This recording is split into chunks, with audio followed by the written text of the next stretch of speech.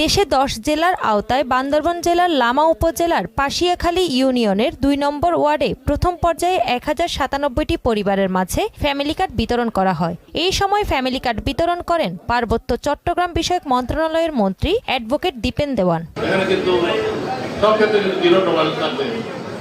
শান্তি শৃঙ্খলা রক্ষার কারণে আমাদের কোনো দলীয় পত্র দেওয়া না, আপনারা নিজ নিজ গতিতে কাজ করবেন। বান্দরবান পার্বত্য জেলায় বাঙালি সহ 12টি জাতিগোষ্ঠীর বসবাস রয়েছে, তবে কোনো জাতিগোষ্ঠীকে আলাদা করে তালিকা করা হয়নি। সরকার ওনারা বেশি ধন্যবাদী।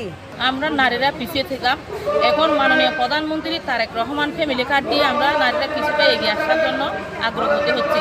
বগুড়ায় দরিদ্র ও নিম্ন আয়ের পরিবারকে আর্থিক সহায়তার আওতায় আনতে পরীক্ষামূলকভাবে ফ্যামিলি কার্ড বিতরণ করা হয়। কার্ড পেয়ে খুশি নিম্ন আয়ের নারীরা।